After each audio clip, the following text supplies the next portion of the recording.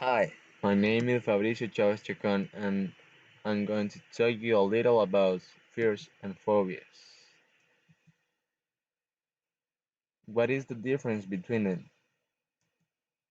Well, fear is a normal and healthy part of life. In fact, fear plays an important role in keeping us from entering harmful situations and helping us decide when to get out of situations that are not necessarily the best. Under normal circumstances, fear can be managed through reason and logic. It does not take over our lives or cause us to become irrational. A phobia, however, twists the normal fear response into something that is persistent and very difficult or impossible to control. Responses, well, eh, as we are all different, there's different responses to different phobias or different responses to the same phobia because we can react different to the same thing or object. But here I'm going to mention like the normal response. The normal response of to fear is it is easy to become afraid of almost anything. Fear is generally, although not always, based on a negative experience with the object or circumstance in question. For example, if you were attacked by a dog as a child, you may still be afraid of dogs today.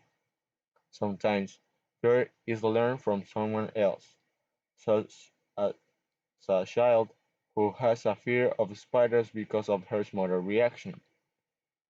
Phobic response.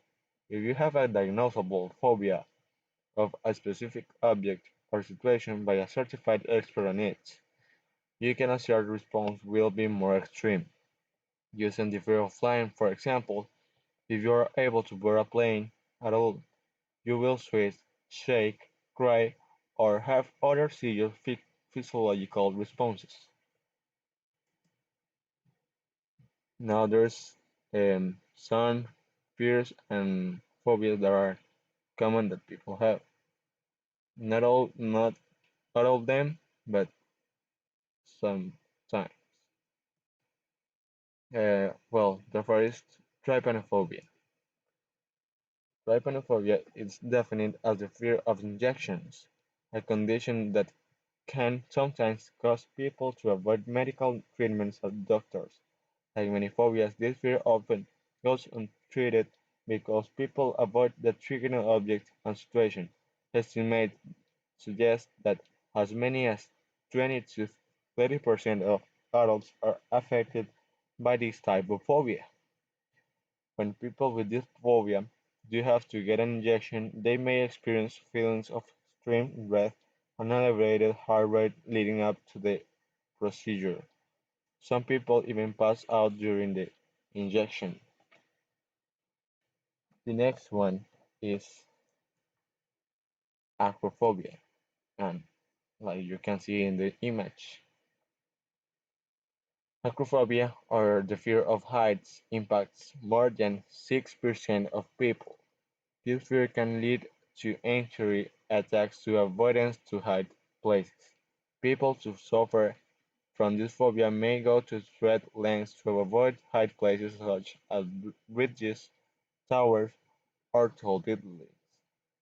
While in some cases this fear of heights may be the result of traumatic experience, current thinking suggests that this fear may have evolved as an adaptation to an environment in which a fall from heights posed significant danger.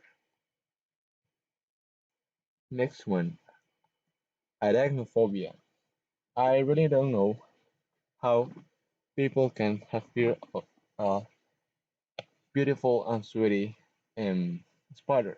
They're so cute, I think, and really powerful and can kill a person in some cases. But the arachnophobia is the fear of spiders and or arachnids. The sight of a spider can trigger a fear response, but in some cases Simply an image of an arachnid or the thought of a spider can lead to feelings of overwhelming fear and panic. Now, there are some phobias, well, no phobias, but fears that people mention to me that they have in the interviews. The first is fear of death. Some people are afraid of dying. Some people fear being dead, while others are afraid of the actual act of dying. However, if the fear is so prevalent to affect your daily life, then you might have a full-blown phobia.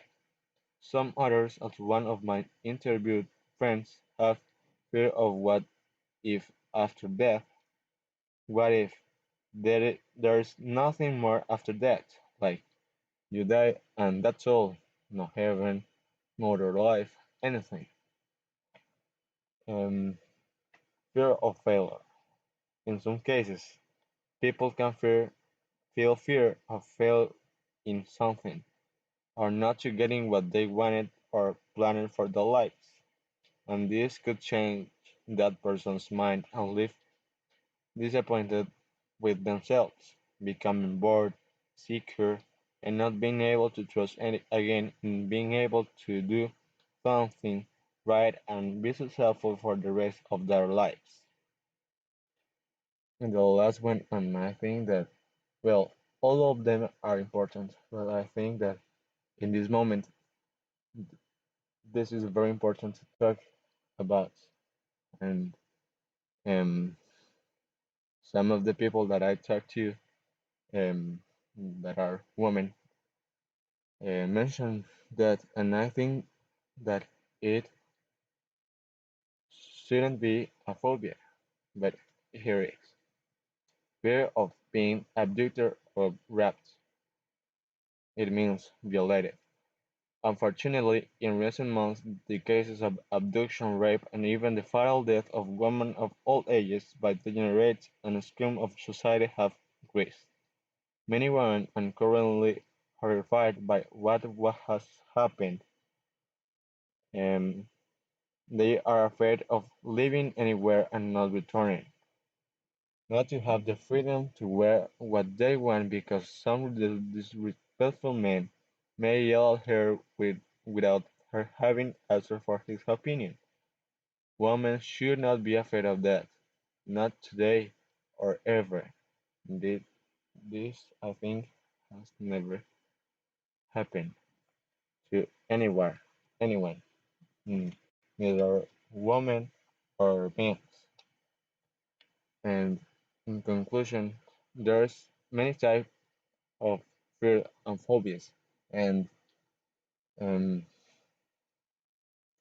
you can have feel fear of anything, and that's not bad because we are all different, and we maybe can support others to change that fear or to not have fear to that object or that thing, and I think that it's wonderful, and some people can't manage them, but I think that it is too hard to live with something that you have horror or you can live with.